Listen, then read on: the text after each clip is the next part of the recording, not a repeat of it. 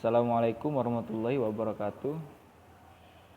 Pada hari ini kita akan membahas tentang bab 2, tarikh strategi dakwah Islam di Indonesia.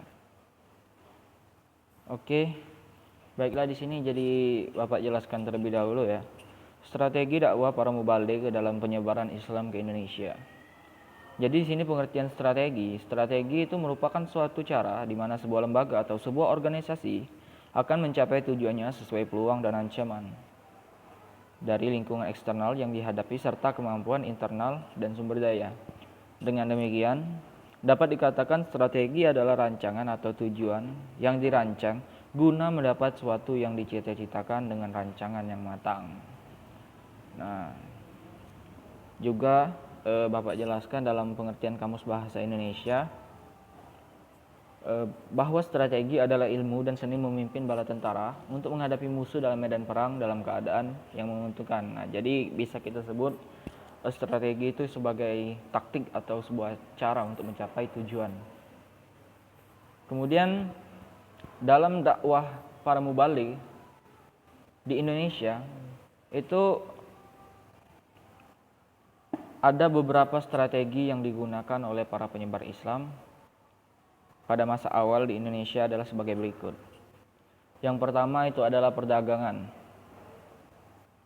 Perdagangan itu sudah sering dilakukan oleh orang-orang zaman dahulu.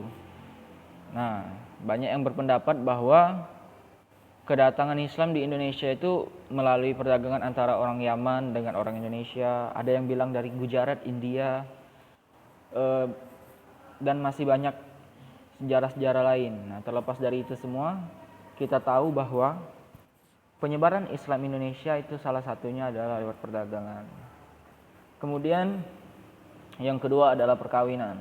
Nah, di antara para pedagang tadi, yang dari Yaman, dari Gujarat, ada yang dari Arab, itu mereka ada yang menetap di Indonesia. Dan ketika mereka menetap itu, mereka juga mencari orang lokal atau orang pribumi untuk dinikahi. Nah, dari situlah untuk menikahi orang-orang pribumi itu, mereka para pedagang Islam tadi harus mengislamkan wanita tadi. Nah, jadi terciptanya atau terbentuknya salah satu keturunan Islam itu ya melalui perkawinan tadi. Kemudian tasawuf juga banyak dilakukan oleh para pendatang dari luar negeri. Mereka mengajarkan agama tasawuf. Salah satunya yang paling besar pada zaman dulu itu di Aceh ya, di kerajaan Samudra Pasai. Itu ada beberapa tokoh seperti Nuruddin Ar-Raniri dan yang lainnya. Kemudian yang keempat adalah pendidikan. Nah, pendidikan ini ya bisa kita tahu cara mereka menyebarkan agama Islam itu dengan cara mengajar. Kemudian yang kelima itu politik. Nah, politik di sini salah satunya adalah perkawinan antar kerajaan.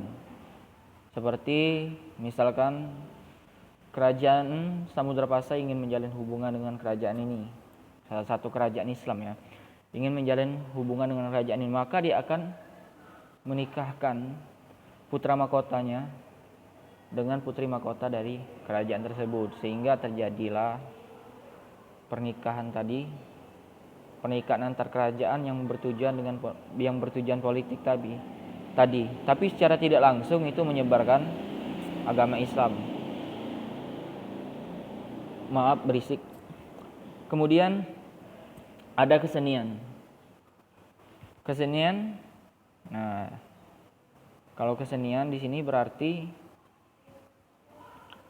bahwasanya terjadi akulturasi budaya antara Islam dengan kesenian masyarakat lokal, seperti contohnya terbentuknya lagu gamelan dari Sultan Bonang seperti Lir-Ilir, dari Sultan Gunung Jati itu Lingser Wengi.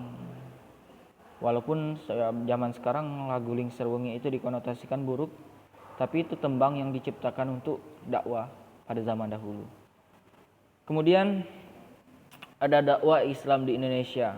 Nah, dakwah Islam di Indonesia itu dibagi dalam berbagai tahap. Di antaranya itu adalah pertama tahap pengenalan agama. Kemudian yang kedua itu tahap pendalaman agama. Yang ketiga itu tahap pengembangan intelektualitas. Yang keempat itu tahap ke arah pembaruan. Dan yang kelima tahap kematangan intelektualitas. Jadi dalam beberapa tahap tadi itu dari nol sampai ke ahli. Mungkin itu saja materi yang bisa Bapak sampaikan. Kurang lebihnya Bapak mohon maaf. Apabila terdapat kesalahan kata, Bapak mohon maaf. Wabillahi taufiq wal hidayah. Wassalamualaikum warahmatullahi wabarakatuh.